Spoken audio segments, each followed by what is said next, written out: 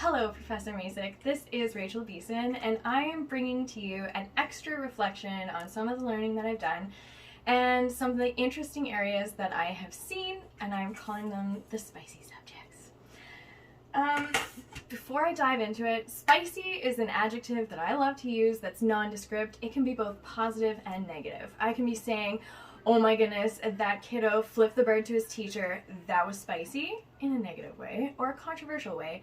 And I can also say, oh, you are looking good. You're looking spicy. And then it's a positive. So it works in both ways and it's rather abstract. Usually kiddos don't know what I'm saying. So the first spicy, controversial area that I would like to discuss is grades associated with kiddos on IEPs and of course reforming our system for what success actually looks like. This is based on personal experiences I've had where kiddos with IEPs were not allowed to have successful grades on the report cards. My first experience was in my internship, and my intern teacher wouldn't allow me to give a kiddo with an IEP an A+ on a mathematics test that he had scored on his own without differentiation or adaptations. It broke my heart because her reasoning was that that would give his family hope. And I think that that really ties into a big issue with our system in terms of what success looks like.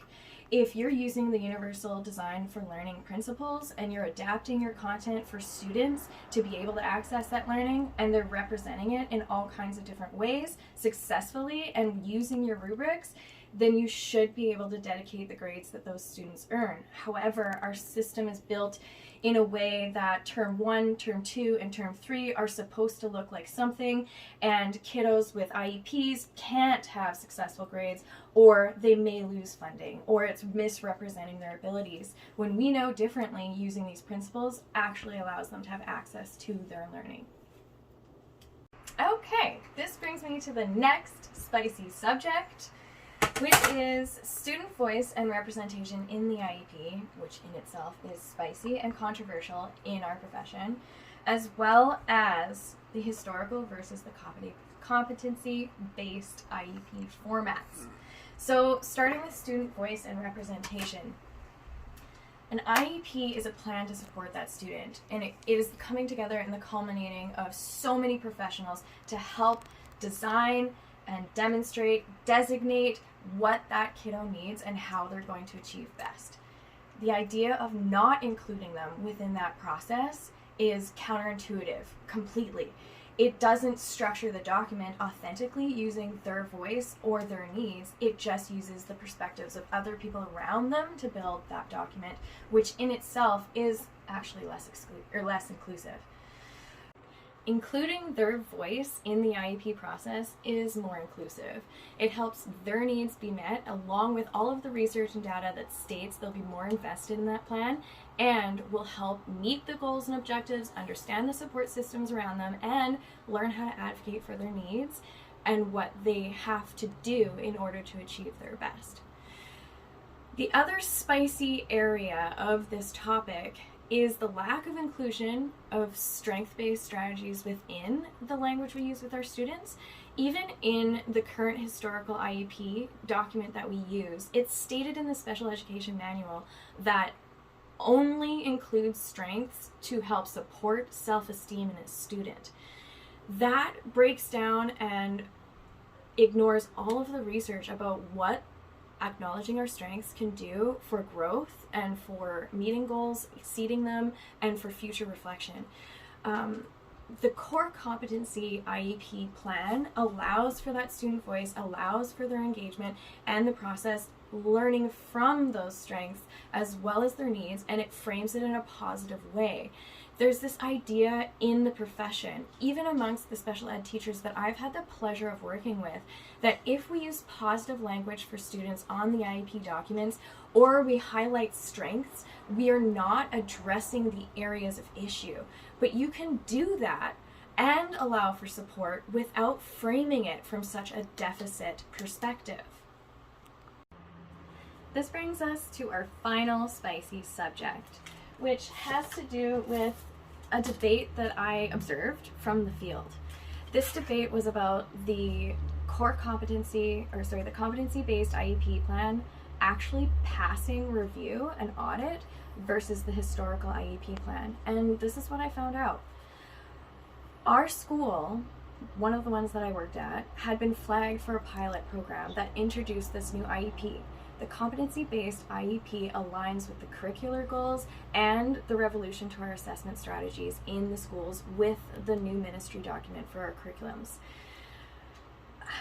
The teacher, the special education teacher who told me about this document, said that it was wonderful. It was a page and a half in student-friendly language, person first, and a center on strengths, which helped all of her students, every single kiddo she had on a caseload, be a part of the process and take hold of their IEPs, which I've already talked about will help them value their IEP and their journey through education better and help them be supported in the future more. The problem was that some schools in my district had started using this IEP format but hadn't been flagged for the pilot, and therefore their IEPs were called into question, and unfortunately some did not pass the provincial audits. In the elementary school that I worked with, when I asked for advice from a special education teacher, Miss Spencer, in one of my projects, she mentioned that hers hadn't passed the audit. When we reviewed the two IEPs side by side and the ministry language for what is legally required, both meet all of those requirements. But our system is fundamentally designed to only observe what is wrong with the kiddo versus what we can do to make it better and use a language that supports them in doing so as well.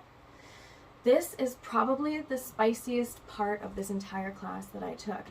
That fundamentally the IEP plan that brings together all of the inclusive needs of this student and allows them to have access to their learning is fundamentally exclusive. It does not allow them to be a part of it, and it does not take their plan and ask them what's going to best work for them. As I said, it's only based on the perspectives of those surrounding them.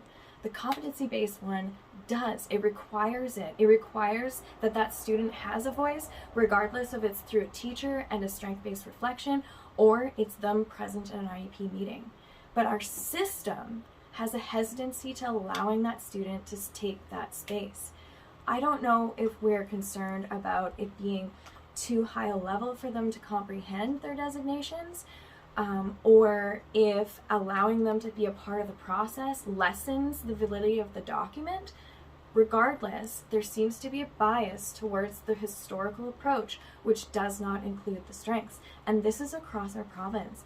We have advocates for a strength-based IEP and an amendment to the processes that we've had that aligns better with what we believe in BC, but there's serious resistance because it looks different, it sounds different, and it highlights strength, an aspect that I believe our systems are afraid of. When I'm called into the principal's office about a grade, it is not about the low grades that I give. It is always about the high grades that I give my students. And that is a question that's spicy and needs to be flipped on its head. Why are we afraid of giving kids good marks when we know everything in research about education points to that being one of the most motivating and driving factors in their academic success and being lifelong learners? Why are we questioning the very good grades versus asking ourselves what happened when these low grades were met and how can I change things to make it better?